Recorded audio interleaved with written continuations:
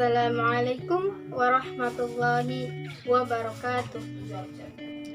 Alhamdulillahirabbil alamin wassalatu wassalamu ala asrofil anbiya'i wal mursalin wa ala alihi wa sahbihi ajma'in. Amma ba'd. Kepada yang terhormat Bapak Ahmad Afandi MAG selaku dosen pengampu mata kuliah pengantar sejarah peradaban Islam, saya Nova Iriani dengan NIM 1908101036 dari kelas PAIA semester 3. Di sini saya akan menyajikan sebuah historiografi sebuah tempat di desa tempat saya tinggal, yaitu situs Taman Kera dan Petilasan Sunan Kalijaga. Baik, sebelumnya saya telah mengumpulkan beberapa sumber sejarah. Yang pertama ada sumber lisan, yaitu saya telah mewawancarai narasumber yang bernama Bapak Raden Edi. Beliau berusia 70 tahun dan beliau merupakan kuncen atau pengelola di situs Taman Kera dan Petilasan Sunan Kalijaga ini. Kemudian yang kedua ada sumber tulis. Sumber tulis ini saya mendapat dari jurnal, ada yang berjudul Persepsi Masyarakat Mengenai Situs Taman Kera dan Petilasan Sunan Kalijaga yang ditulis oleh Hermana pada tahun 2010. Dan juga ada tulisan dari Dinas Pariwisata dan Kebudayaan Provinsi Jawa Barat pada tahun 2011. Kemudian sumber yang ketiga adalah sumber benda. Ada petilasan itu sendiri, kemudian ada masjid dan juga sumur keramat peninggalan Sunan Kalijaga. Baik, langsung kita ke penyajian.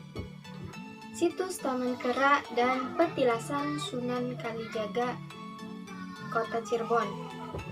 Nah, Petilasan Sunan Kalijaga ini terletak di sisi barat Kali Citepus dan Jalan Pramuka, Kelurahan Kalijaga, Kecamatan Harjamukti, Kota Cirebon. Petilasan ini berjarak 1 km dari Terminal Bus Harjamukti, Kota Cirebon.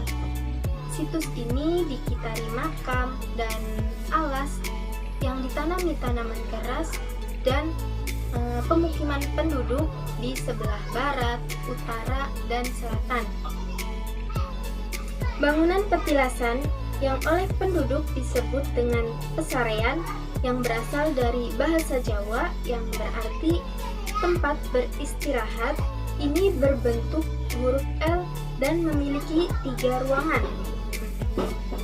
Ruangan yang pertama merupakan tempat bagi para peziarah untuk memanjatkan doa yang dapat dimasuki oleh pintu pertama yang disebut dengan pintu bacem. Ruangan yang kedua adalah tempat beberapa makam kuno, ada sekitar 24 makam.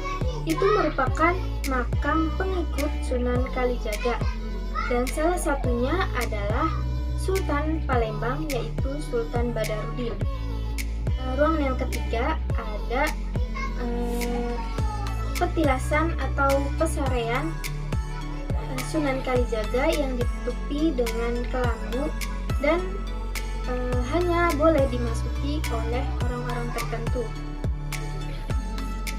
Pada sebelah barat bangunan juga terdapat makam pengikut dan kerabat Sunan Kalijaga yang dibatasi oleh tembok atau bata merah setinggi 120 cm dan tebal 90 cm. Bangunan ini sudah mengalami beberapa kali renovasi. Awalnya petilasan ini tidak memiliki atap, tetapi seiring berjalannya waktu, karena untuk menjaga kebersihan dan juga kelestarian, maka ditutup dengan atap dan sudah terpelihara dengan rapi. Yang masih asli hanyalah pintu dan juga petilasan itu sendiri. Menurut cerita rakyat dan narasumber, Pasaraian ini dibangun oleh Sunan Kalijaga pada abad ke-17. Pada situs ini terdapat beberapa peninggalan, yaitu salah satunya adalah Sumur Keramat yang usianya sudah mencapai ratusan tahun dan masih digunakan sampai sekarang. Itu terletak di belakang masjid dan digunakan untuk berwudu dan sebagainya.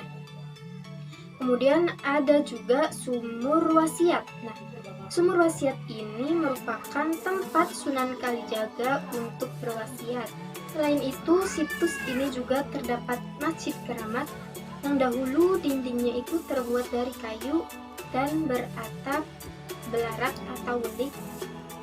Tapi sekarang sudah diganti menjadi dinding dan diplester dan juga beratap genting.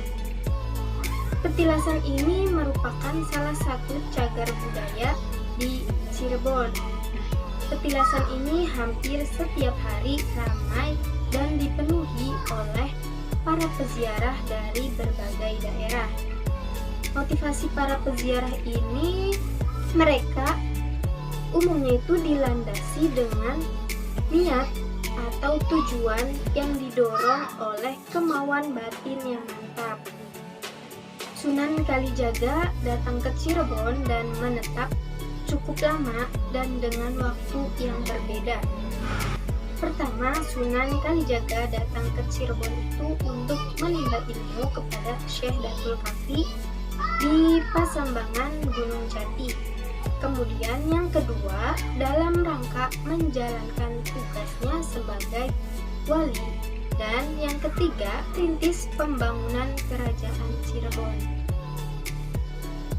Mungkin hanya itu saja yang bisa saya ungkapkan di sini. Kurang lebihnya mohon maaf. Wabillahi taufik wal hidayah. Wassalamualaikum warahmatullahi wabarakatuh.